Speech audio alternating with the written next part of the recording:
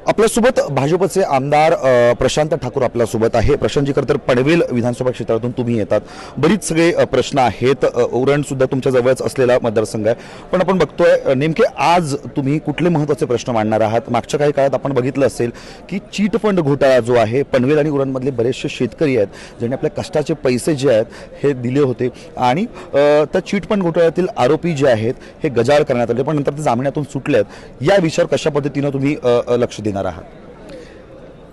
पनवेल आणि उरण तालुक्यामध्ये, विशेषत्वानं उरण तालुक्यामध्ये विरकोन या ठिकाणच्या सतीश गावण याच्यामार्फत अनेक लोकांचे पैसे 50 दिवसात दुप्पट करतो, 30 दिवसात दुप्पट करतो असं सांगून शेकडो कोटी रुपये गोळा झालेले आहेत। या संदर्भामध्ये या नागपूरच्या हिवाळी अधिवेशनामध्ये म्हणजे आजचा प्रश्नोत्तरांचा पहिला तास आणि पहिल्या तासाला पहिला प्रश्न सुदैवानं तो प्रश्न लागला, कारण त्याचा बॅलेट असतं आणि त्याच्यामध्ये या प्रश्नाच्या संदर्भामध्ये मी या आरोपीच्या बरोबरीनं अन्य जे कोण आहेत त्यांच्यावर काय कारवाई होणार आहे, या प्रकरणामध्ये व्याप्ती त्याची मोठी आहे, तर त्यामुळे हे पैसे लोकांचे जे लुटले गेलेले आहेत हे लवकरात लवकर मिळाले पाहिजेत, यासाठी शासन काय करणार आहे असा प्रश्न त्याच्यामध्ये विचारला। माननीय उपमुख्यमंत्री गृहमंत्री देवेंद्र फडणवीस साहेब यांनी या संदर्भामध्ये उत्तर देत असताना या संदर्भामध्ये संपूर्णपणानं या प्रश्नाची या ज्या प्रकरणाची चौकशी केली जाईल आणि हे पैसे देखील पुन्हा येत्या 3 महिन्यामध्ये मिळाले पाहिजेत, या दृष्टिकोनातून पोलीस यंत्रणा, गृह खात्याची यंत्रणा ही पूर्णपणानं काम करेल असं सभागृहाला आश्वासित केलेलं आहे।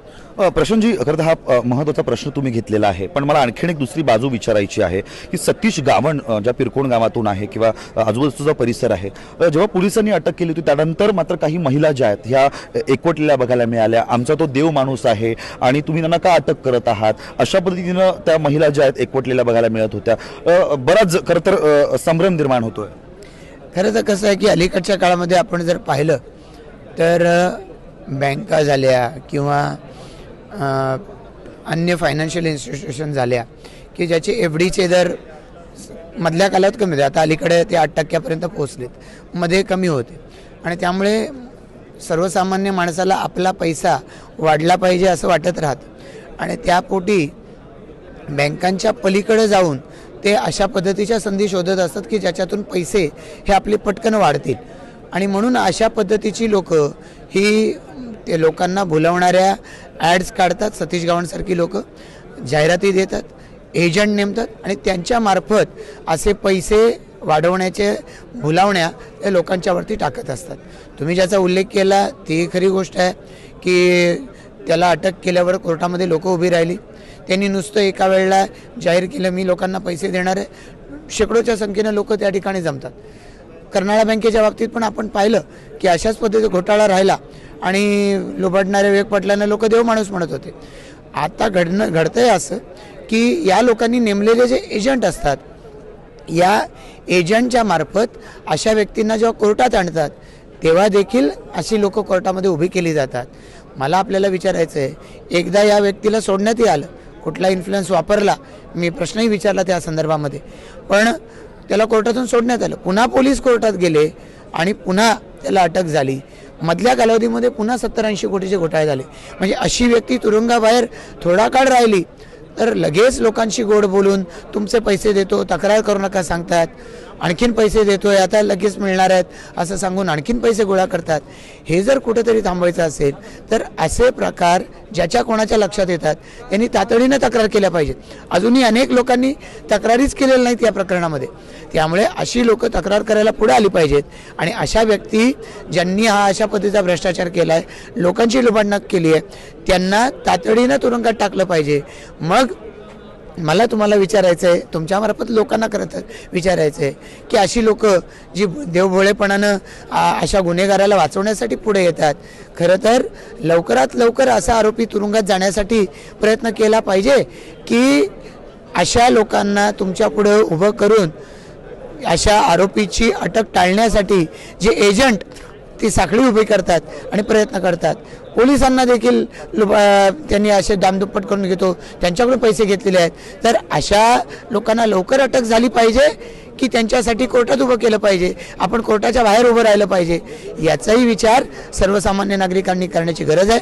आणि याच्या पुढच्या कालावधीमध्ये अशा पद्धतीच्या स्कीम आल्या, लोकांनी विचार केला पाहिजे, तारतम्य बाळगलं पाहिजे की हा व्यक्ती कुठून माझे पैसे दुप्पट देणार आहे. कोणाची तरी लुबाडणूक करूनच ना, मग दुसऱ्या कोणाची लुबाडणूक होताना मी डोळ्यांनी पाहणार आहे का की अशा व्यक्तीला मी सावध करणार आहे, अशा जवळच्या माणसाला मी सावध करणार आहे, याचा विचार लोकांनी केला पाहिजे. तो लवकरात लवकर आमच्या पनवेल उरण तालुक्यातल्या लोकांनी करावा, असेच माझा आग्रह राहील. नक्कीच. तुम्ही आता बोलताना असं म्हणालात बरीच काही मंडळी जी आहे की जी पुढे येत नाही. समजा त्यांनी तक्रार द्यायला पुढे आल्यानंतर मात्र त्यांना काही गुंडांकडून दमदाटी केली जाते. या नागरिकांना तुम्ही काय आवाहन करणार आहात? मी अशा नागरिकांना आवाहन करेन की या संदर्भामध्ये पोलिसांकडे आपण गेलं पाहिजे, लवकरात लवकर गेलं पाहिजे. बऱ्याच वेळेला घडतं असं, आपण कॅशमध्ये पैसे जमा केलेले असतात, मग भीती वाटते की याचा हिशोब आपल्याला दाखवायला लागेल का. खरं तर पैसे बुडण्यापेक्षा त्याचा हिशोब दाखवला जाणं हे काही चुकीचं अन्यायकारक घडणार नाही. तर त्यामुळे ते केलं पाहिजे. सजगपणानं आपण आपल्या अवतीभोवताच्या लोकांना सावध केलं पाहिजे.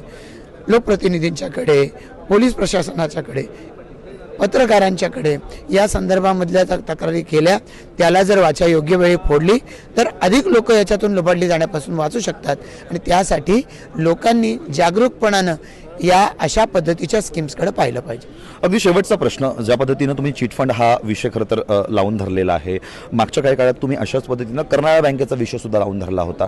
सध्या विवेक पाटील अटकेत आहेत, त्यांना ते सध्या तुरुंगात आहेत, पण अजूनही बऱ्याच मंडळींना जे पैसे जे आहेत परत मिळालेले नाही. यासाठी पुढचा प्रयत्न कसा असणार आहे? खरं तर विवेक पाटलांना जशी अटक झाली तसं यामध्ये प्रत्यक्ष ज्यांनी सहभाग घेतला आणि ज्यांचा प्रत्यक्ष फायदा करून घेतला अशा डायरेक्टर्सना अटक झालेली आहे. पण तरीसुद्धा 2 डायरेक्टर फरार आहेत आणि मला वाटतं एक अधिकारी त्याच्यामधले फरार आहेत. तर या प्रकरणाची व्याप्ती आणखीन मोठी असल्याचे मध्ये पुन्हा निष्पन्न झाले.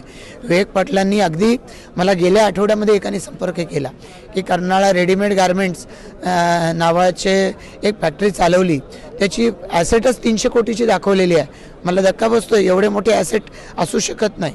पण ती ज्याला चालवायला दिली त्याचं खोटं कर्ज प्रकरण बनवलं, ते अजून मोठं वाढवलं, परस्पर वाढवलं आणि त्यालाही लुबाडलेलं आहे.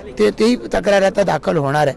तर आज 5 लाखाच्या मर्यादेतले पैसे मोदी सरकारनं 5 लाखाच्या आतमधल्या लोकांना विम्याचा फायदा मिळून दिला, त्याच्यामुळे मिळू शकलेले आहेत. 90 दिवसात द्यायचं धोरण आणलं, त्याच्यामुळे तातडीनं जवळपास म्हणूया हे मिळालेले आहेत. अन्यथा अनेक बँका आहेत 10-10 वर्ष त्यांचे पैसे अजूनही मिळू शकलेले नाहीत. पण 5 लाखाच्या वरचे पैसे कसे मिळणार? तर विवेक पाटील आणि ज्यांनी हा भ्रष्टाचार केला त्यांच्या प्रॉपर्ट्यांचा लिलाव करूनच मिळू शकणार आहेत. मग या संदर्भात 1 वर्ष गेलं, कोणतीच कारवाई झालेली नव्हती या प्रॉपर्ट्यांचा लिलाव होण्याच्या दृष्टिकोनातून. अलीकडेच आम्ही कलेक्टरच्याकडे या संदर्भामध्ये बैठक मागितली. ती बैठक आमदार महेश बालदी आणि आम्ही मिळून घेतली आणि मग ज्या प्रॉपर्ट्या त्यांनी अटॅचमेंट केलेली आहे त्या अटॅचमेंट केलेल्या प्रॉपर्टीजची प्रसिद्धी देऊन त्याच्या संदर्भामध्ये लिलावाची प्रक्रिया ही लवकरात लवकर पूर्ण झाली पाहिजे, याच्यासाठी मी प्रयत्न करतोय. अनेक त्यांचे बगलबच्चे, शेका पक्षातले त्यांचे कार्यकर्ते, पुढारी हे आम्ही पैसे परत मिळवून दिले हा आविर्भाव आणतायत. खरं तर मोदी सरकारमुळे ते पैसे मिळाले आणि आता सरकारच्या पाठी लागून अन्य राहिलेले पैसेसुद्धा मिळाले पाहिजेत. आणि जे लोक या पैशावरती या ठिकाणी मोठ्या प्रमाणावरती डोळे ठेवून होते, काही लोकांनी ते पैसे गटवलेले आहेत, त्यांना सुद्धा अटक झाली पाहिजे, याच्यावरती सुद्धा आम्ही सातत्यानं भर देणार आहोत. तर आपल्यासोबत होते पनवेलचे आमदार प्रशांत ठाकूर यांनी आज खरं तर अधिवेशनामध्ये चिटफंड घोटाळा जो झालेला आहे यावर खरं तर हा प्रश्न उपस्थित केला. पण त्याचबरोबर कर्नाळा बँकेचा विषय सुद्धा अनेक वर्षांपासून, महिन्यांपासून त्यांनी लावून धरला होता आणि त्यांचे सुद्धा ज्या लोकांचे पैसे गेलेले आहेत त्यासाठी पाठपुरावा करून ते पैसे परत मिळवण्यासाठी त्यांचा प्रयत्न असल्याचं त्यांनी टाइम्स नाऊ मराठीशी बोलताना या ठिकाणी सांगितलं. Video journalist कल्पेशसह Harshal बदाने Patil, times now Marathi, Nagpur.